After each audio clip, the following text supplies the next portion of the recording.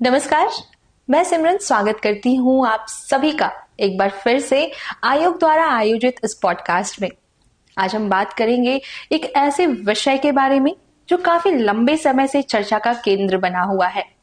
जी हाँ, TRE-4। बीते कई माह से TRE-4 के जो अभ्यर्थी हैं उनकी जिज्ञासाएं बढ़ रही हैं, उम्मीदें बढ़ रही हैं और साथ ही कई महत्वपूर्ण सवाल उठ रहे हैं, जैसे विज्ञापन कब आएगा या फिर कितनी रिक्तियां हैं आदि। इन सभी सवालों पे स्पष्ट और सही जानकारी तथा साथ ही आधिकारिक जानकारी प्राप्त करने के लिए हमारे साथ मौजूद हैं बिहार लोक सेवा आयोग के परीक्षा नियंत्रक श्री राजेश कुमार सिंह जी। आज की इस बातचीत से हमारी कोशिश केवल जानकारी प्राप्त करना ही नहीं, बल्कि उन लाखों अभ्यर्थियों की जो जिज्ञासाएं हैं और वैसे अभ्यर्थी जो काफी लंबे समय से नोटिफिकेशन का इंतजार कर रहे हैं और तैयारी कर रहे हैं, उनको सही जानकारी देना है। तो चलिए बातचीत शुरू करते हैं। और सर, सबसे पहले तो आपका बहुत बहुत स्वागत है। थैंक यू सर, सबसे पहले तो मैं उन लाखों अभ्यर्थियों की तरफ से सर आपको थैंक यू कहना चाहूंगी। और सर, मैं गो थ्रू कर रही थी कमेंट्स से, तो सर उसमें भी बहुत सारे अभ्यर्थियों ने आयोग के इस कदम की सराहना की है कि आयोग जो है लगातार अभ्यर्थियों को पॉडकास्ट के माध्यम से सही जानकारी दे रही है, सर समय जानकारी उनको प्राप्त हो रही है। तो सर इस चीज के लिए थैंक यू सो मच। आयोग देखिए पहले से बहुत बदल चुका है। हमें भी ये प्रतीत हुआ कि अभ्यर्थियों को जानकारी देने का एक अच्छा माध्यम है सोशल मीडिया। तो आयोग अब सोशल मीडिया के सभी प्रमुख प्लेटफॉर्म पर है। तो समय समय पर विभिन्न परीक्षाओं के लिए हम लोग पॉडकास्ट के माध्यम से सोशल मीडिया प्लेटफॉर्म पर अभ्यर्थियों को जानकारी देते रहते हैं। बिल्कुल sir, thank you so much आयोग के इस कदम के लिए। और सर, आज का यह पॉडकास्ट जैसा मैंने बोला कि TRE-4 के लिए है। तो सर काफी लंबे समय से जो है TRE-4 के जो शिक्षक अभ्यर्थी हैं वो TRE-4 के विज्ञापन को लेकर के उनके बहुत सारे सवाल हैं, उनकी जिज्ञासाएं हैं और लगातार TRE-4 को लेकर के वो सवाल भी कर रहे हैं कि TRE-4 का विज्ञापन आखिर कब जारी होगा। तो सर सबसे पहला तो मैं ये पूछना चाहूंगी सर कि आखिर TRE-4 में जो इतना विलंब हो रहा है, तो सर इस डिले का क्या वजह है? आखिर क्यों इतना डिले हुआ इस विज्ञापन को जारी करने में, और सर क्या रीजन है? पहली बात कि विलंब की परिभाषा क्या है। जब मैंने या आयोग द्वारा यह दे दिया गया है कि 22 से 27 सितंबर को TRE-4 की परीक्षा आयोजित की जाएगी। यूजुअली 3 महीना पहले हम लोग उसके प्रश्न पत्र तैयार करने से लेके अन्य चीजों पर ध्यान देते हैं।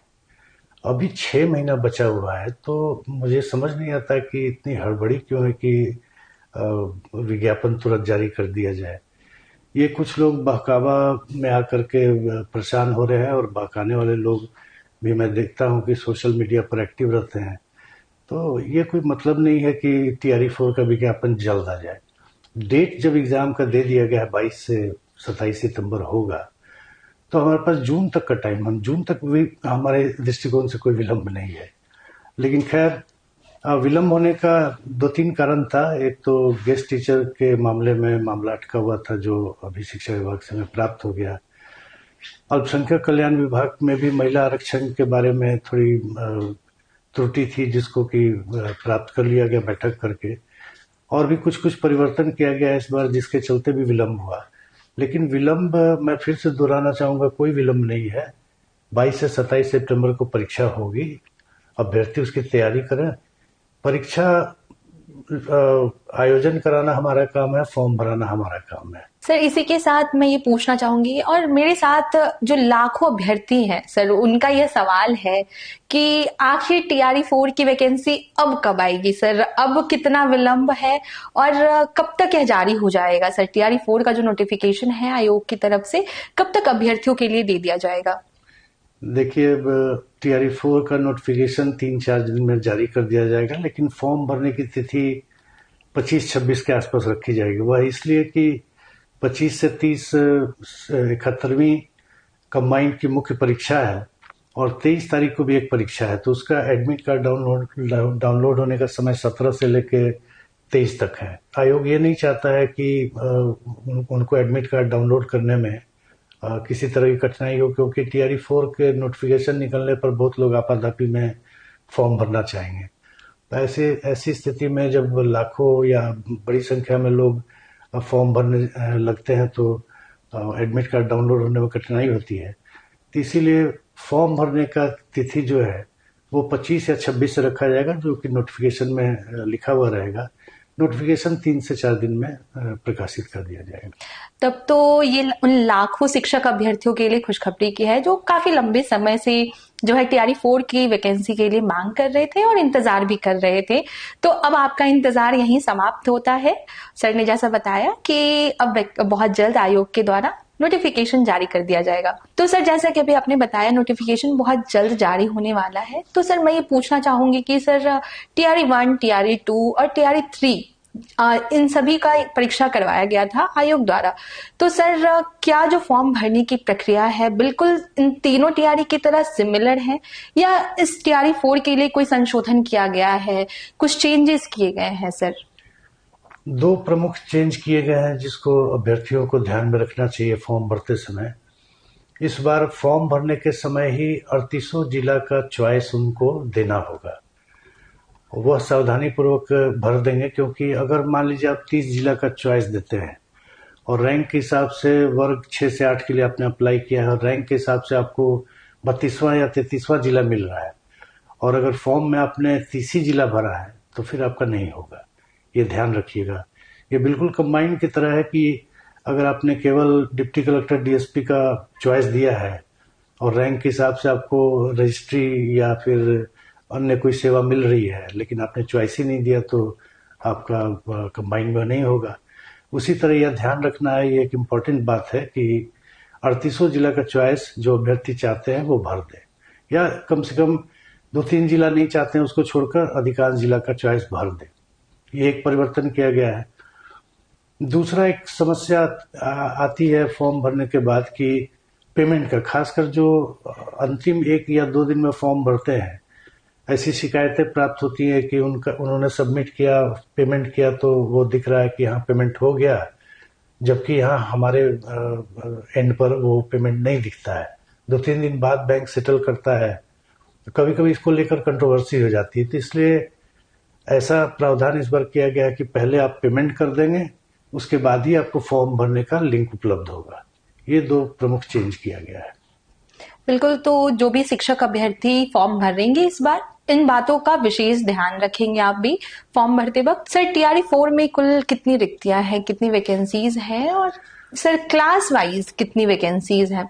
देखिए TRE 4 में कुल रिक्ति 46,882 है।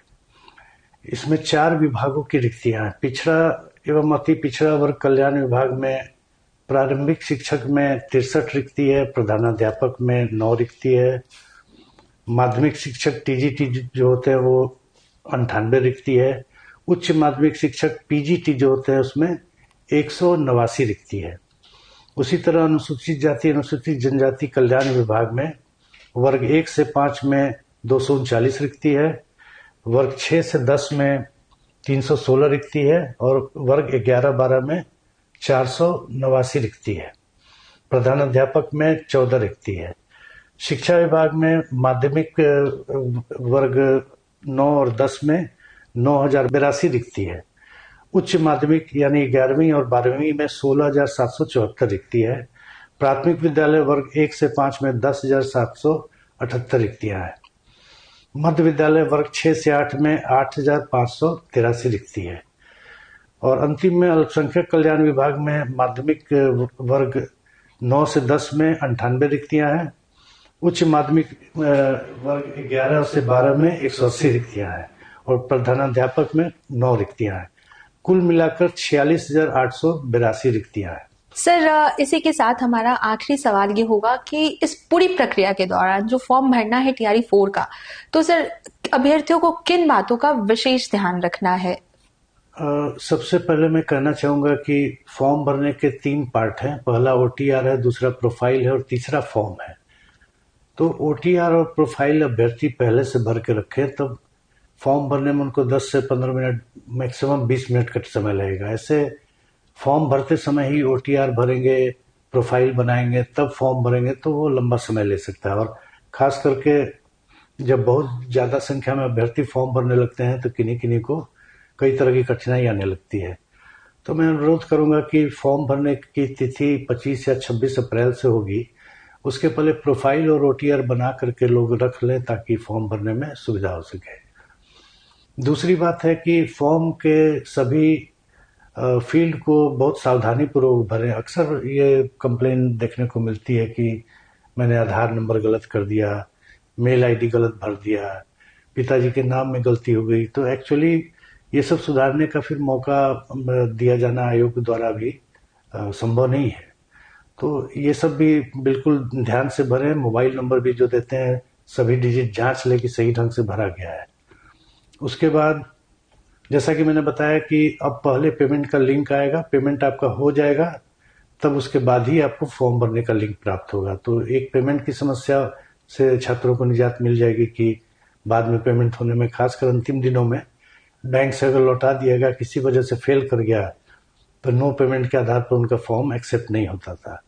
तो अब पहले ही पेमेंट हो जाएगा तो फॉर्म अपना भरकर सबमिट कर देंगे। दूसरा एक चीज होता है कि सबमिट करने के पहले, फाइनल सबमिट करने के पहले सारे डेटा को एक बार चेक कर लें कि सही ढंग से भरा गया है। जैसा कि मैंने बताया, ईमेल आईडी, माता पिता का नाम, आधार नंबर, मोबाइल नंबर, ये सब सही भरा गया है, नहीं तो बाद में बड़ी दिक्कत हो जाती है। और लास्ट में मैं कहूंगा कि अंतिम तिथि का इंतजार नहीं करें। बार बार आयोग यह अपील करता है कि शुरू में या बीच में ही फॉर्म भर ले, अंतिम तिथि का इंतजार नहीं करें, अन्यथा उनका फॉर्म किसी की वजह से गड़बड़ा सकता है फॉर्म भरना। तो यही सब मेन मुख्य बातें हैं। जो भी अभ्यर्थी पहली बार ओटीआर करने जा रहे हैं उनके लिए आयोग की आधिकारिक सोशल मीडिया हैंडल्स है, उस पर ऑलरेडी एक ओटीआर की पूरी प्रक्रिया का एक वीडियो उपलब्ध है। तो मैं अनुरोध करूंगी जो भी अभ्यर्थी ओटीआर करने जा रहे हैं उससे पूर्व एक बार अवश्य उस वीडियो को देख ले, ताकि आपके लिए प्रोसीजर्स जो है और क्लैरिटी हो जाए उसमें, और बहुत ही सावधानी पूर्वक अपने ओटीआर को भरें, क्योंकि उसमें संशोधन का कोई भी प्रावधान नहीं है। बिल्कुल जैसा सर ने बोला कि लास्ट डेट का वेट नहीं करें। और sir thank you so much कि आपने लाखों अभ्यर्थी जिनका सवाल लगातार सोशल मीडिया के माध्यम से हमें मिल रहा था और भी बहुत सारे माध्यम से, ईमेल हो गया और भी विभिन्न प्लेटफॉर्म्स, तो सर आशा करती हूँ कि उनके जो भी सवाल थे, डाउट्स थे, और बहुत ज्यादा जो अभ्यर्थी नोटिफिकेशन के लिए परेशान थे, आशा करती हूँ उन सभी को उनका जवाब मिल गया होगा। Thank you so much sir. Thank you. Thank you so much.